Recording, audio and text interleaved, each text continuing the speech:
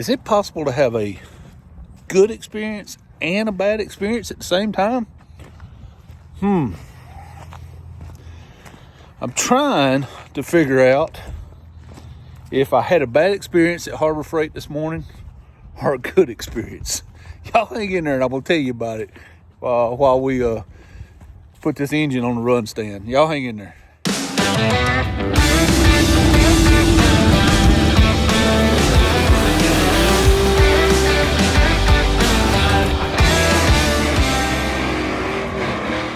I'd say it's a nut job. Alright, so I'm getting this Pontiac motor here ready to go on the run stand. It's going to run first just because all the other engines I'm going to run are the same. So I'm just going to go ahead and get the oddball out of the way first. But I'm going to take a minute and let's call it story time with Bobby while I get this thing lined out to go on the run stand. So it's apparent if you watch the channel, I'm not one of those big money guys. I don't have much when it comes to money. So I have to kind of get by with what I got or make do with. Well, throughout the course of time here, I have managed to collect and store up some pretty good amount of tools. And I'm to the point where I need a better box. Not better, that's the wrong choice of words. I need a bigger toolbox. So it's time to upgrade. Now I have a big double-decker Craftsman box, but she's kind of overflowing, busting at the seams a little. So with all that being said, it's to the point where I'm out of space. I had last year went and bought a rolling cart. It's a 5-drawer rolling cart, and that relieved a lot of it. But I've got stuff just kind of laying around on every flat surface now because, again, I'm out of space. So finally pitched enough pennies and saved a little here and there and scrimped a little money on this, a little money on that, to where I could finally afford to buy me a big box. I mean, a massive box. One of them like you see on TV, one of them little. But let's face it, I still don't have Snap-on money or anything like that. So it is going to be a Harbor Freight box. And honestly, I haven't talked to anybody that don't like the U.S. General box. They really like those boxes. They seem to work well. They seem to last well. I don't know anybody that's ever said anything negative about one of them. So we take off the Harbor Freight this morning with the idea, let's look at toolboxes. Now, my first idea was not to buy a toolbox. Let me back up. The first thing I went to do was to see if I could find a center box for mine and just add to mine and make mine taller. I didn't have anything like that. So while I was standing there looking at it, and I am the Inside Track Club member, it was one of these, let's just see. We got to adding up, doing the math, and looking at things and what it would cost for a center box. And I'd only get at most 4 to 6 drawers with a center box. The cost of a center box.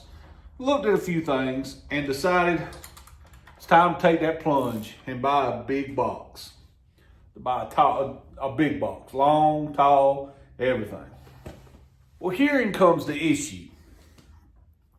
First off, why don't they advertise or sell the boxes as a unit? Like, here's this box.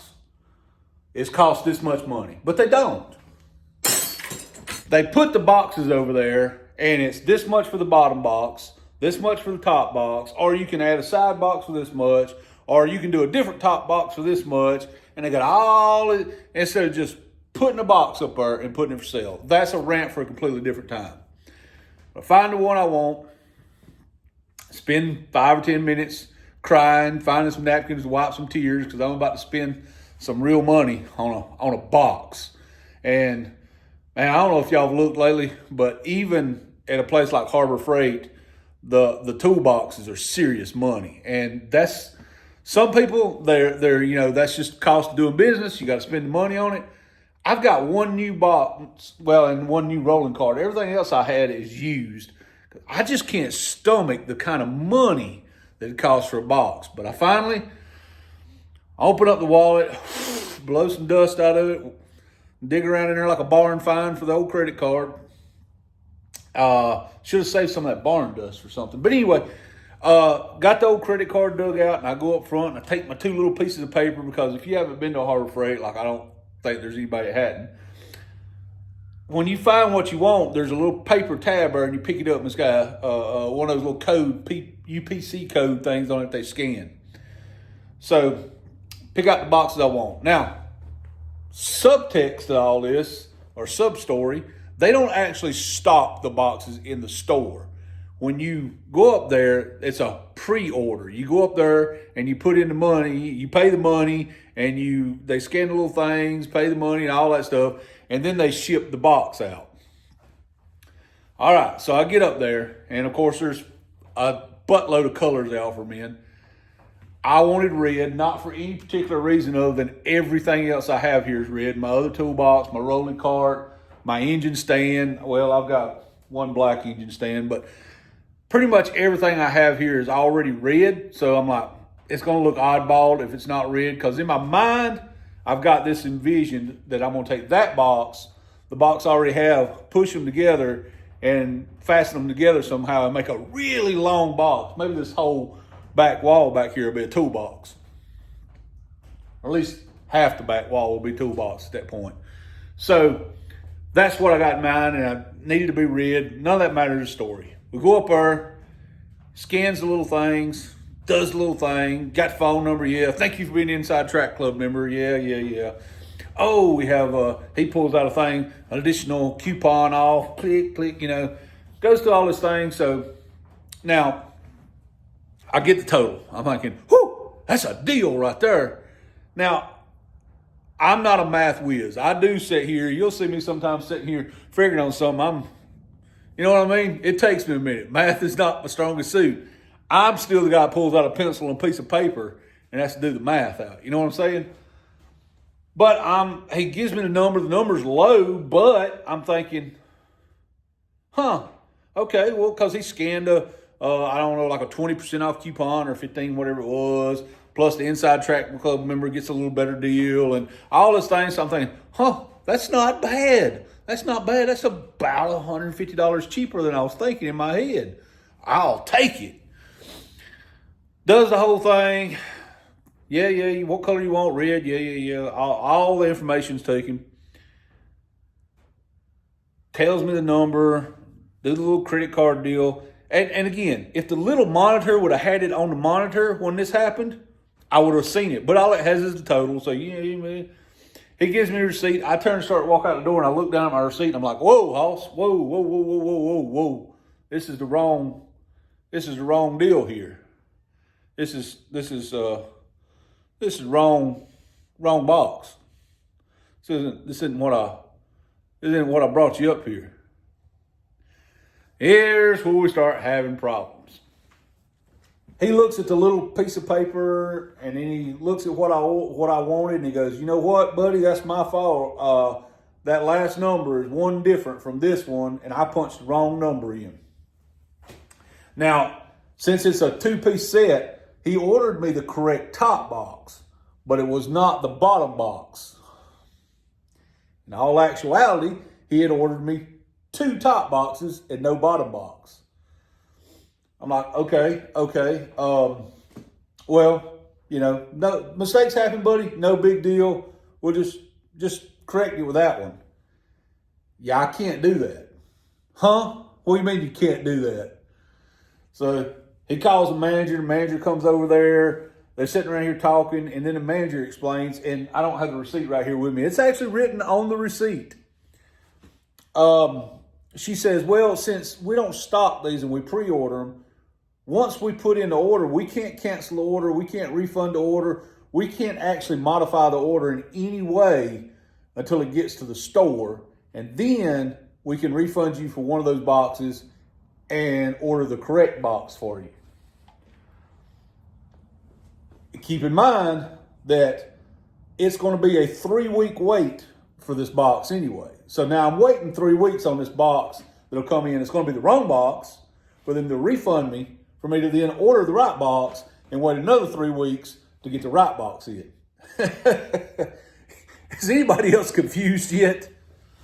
So I'm talking to the manager. I'm like, so you mean to tell me that I've got to wait 3 weeks to get the wrong thing in while my money's just floating out there in space, money I really couldn't afford to spend, and after it comes in, then you can refund me that money for me to then order the correct one, for me to then wait at least another 3 weeks for the correct one to come in. So we're going to be at least 6 weeks into this ordeal. For 3 of those weeks, I'm going to be out a certain amount of money for you to refund it. And then the bottom box actually costs more. So then I'd have to pay more money than what you refunded me. What? How is this even a thing? How can you tell me that you can't refund the money when I ain't even walked out the door yet? I'm still standing here at the register. I haven't even walked off. Well, because of the way it's set up, once we place the order, we cannot cancel the order. The manager proceeds to tell me and explain to me all this deal, how it's corporate policy, the way it's set up, that once the order is placed, that the order cannot be canceled, it cannot be terminated, it cannot be refunded. Nothing can be done with this order until the boxes arrive. Now, the solution to this, if I want to do this, is to spend at this moment an additional, I don't even remember what it was, I think it's like another like $800 to get the second box ordered. Forget about the fact that I'm already out like $1,000 or $800 or whatever it was for the wrong stuff. I can spend another $800 for the correct one. A little over $800. Well, Inside Track Club member, coupon and all that, around $800 to get the correct one to come in, so they all come in at the same time. And then they can refund me on the wrong one when it come back. So if I want to go ahead and be out of pocket double the money, lady, I don't have that kind of money to spend. Who do I look like? Look at me. Look at me. Does it look like I have that kind of money? We've got to be able to figure out some way to correct this issue. So this ordeal goes on for like an hour in the store. And this is the part where I'm trying to decide if I had a good experience or a bad experience. I think it started off as a bad experience, but it ended up being a good experience. But I'm not sure it's a good Harbor Freight experience as much as a good human being experience. You know what I'm saying? So we go through this whole thing, and finally about 4 of them get together and like, hold on, we're going to see what we can do. We're going to see what we can work out. Now, I don't have a clue what they're trying to work out. They all go into this little office at the end of the store up there, and they're in this little office for 20 minutes while I'm just propped up there twiddling my thumbs. And then they come back out and they go, hold on, we got something figured out for you. We got it figured out. We can correct this whole thing. Okay. So they go over and they're tippy-tapping and beating on their little keyboard for a few minutes. Another person comes over and they beat on and tippy-tap on the keyboard a little minute, and they punch on the screens and they do all kind of doodads. And one turns around and looks at me and says, okay, between the box that you bought that was wrong and the one you actually wanted, there's actually like $175 difference between those price tags. Can you pay the extra $175? Yeah, I mean, I'm happy to pay what it actually costs to get it. I mean, I'm not trying to get something for nothing. I'm perfectly fine to pay what I thought I was going to pay to start with. Honestly, I thought the price was a little low, but when they kept doing me a favor and scanning the coupons that was laying there and the Inside Track Club, I just thought it was taking a bunch of money off of it because they scanned 2 different coupons. So we go through all this, and she's like, okay, go ahead and pay the other $175. I put the little card in, pay the other $175, pull it out. Here's what it basically boils down to. They went ahead and ordered the bottom box, but the sales associate or whoever, I'm not even sure who it was, they basically bought the top box. So they paid the difference between the top box or the bottom box or whatever, left me with $175. So when the 2 top boxes come in, instead of me getting a refund for the 1 top box, they get the refund for the top box, and I get what I originally ordered. It took us like 2 hours in the store to get all this worked out, but it eventually worked out to where I'm actually getting what I ordered. But I'm still trying to figure out if that was a bad experience or a good experience. At the end of the day, they worked it out. They got exactly what I wanted done. They got exactly the box I wanted ordered and on the way. I assume. I got to wait 3 weeks to find out if I actually get what I ordered. But it's all on its way. They dealt with the situation. But isn't it screwy that their policy is once you pay for it, they can't do anything with it till it gets there? They can't cancel your order. They can't refund you your money. They can't do anything till it gets there. So in a way, Harbor Freight's policy is screwy. And if it wasn't for the good people that are working there,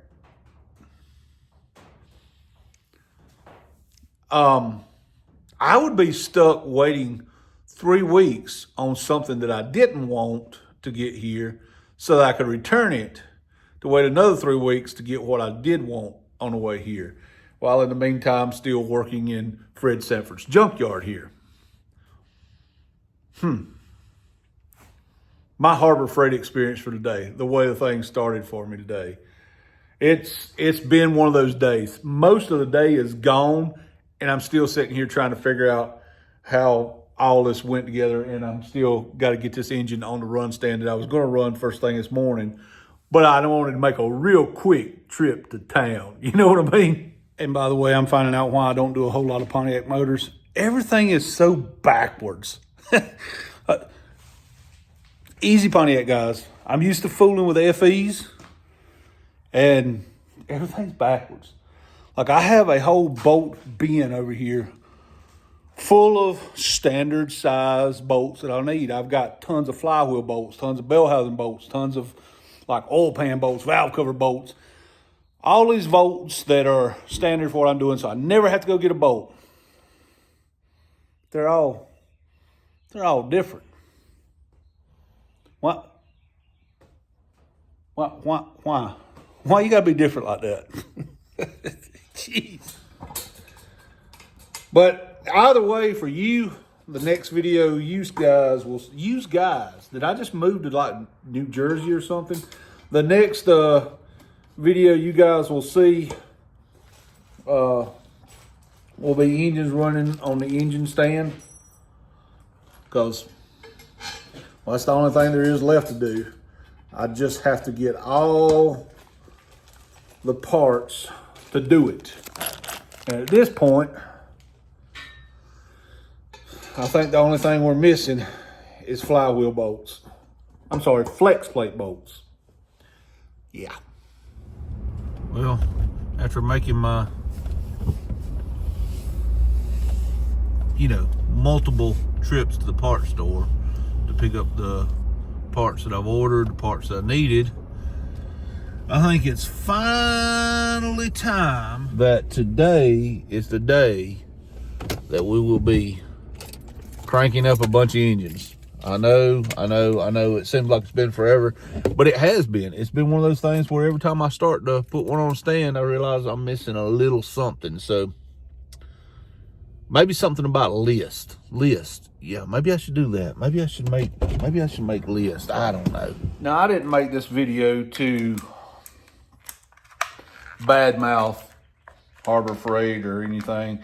It's a weird corporate policy, I guess, or whatever the situation is. It's a weird thing. And at the end of the day, this is more about letting people know, keep an eye out when you order the stuff, because, make sure you get it right the first time. If you don't, you may not be able to do anything about it. And hopefully these flex plate bolts I got are not too long. That's weird, because, well, I had to special order the freaking things anyway. I need to see if it's gonna be too long.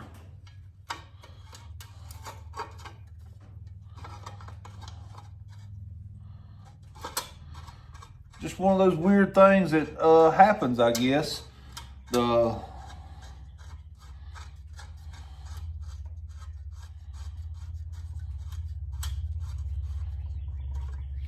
Just one of those weird things that happens, I guess, and there's nothing we can do but just kind of deal with it and see where it goes.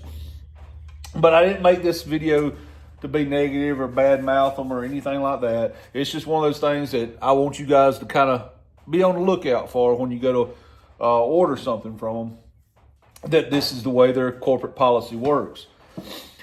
With that being said, hopefully everything is straightened out now, and this was not meant to any way bash anybody. Lord knows we need more kindness in this world and less negativity and bashing anyway. So, with that being said, I'm getting ready to set this thing on the run stand. The next video you see will be engines running. This one's going on first and it's going to be running, then it's going to come off. Then the big FE is going on, and it's going to be run, and it's coming off, and then this other FE is going on, and it's going to be run, and we're just going to run engine after engine after engine in the next video, and hopefully y'all get to hear a lot of good noises, no bad noises, no bad noises. Well, hopefully it's going to be a good episode for you the next time. God bless you folks, and thank you so much for watching and enjoying the content. Guys, I appreciate you so much, and I can't thank you enough for what you do. Please remember to like, share, subscribe, and help us grow this channel even more to the point where we can actually do some stuff to help some people out. I guess that's it, guys. We will see you the next time where you will see nothing but engines running. It's just going to be a full video of engines running. Y'all hang in there. Love you. Mean it.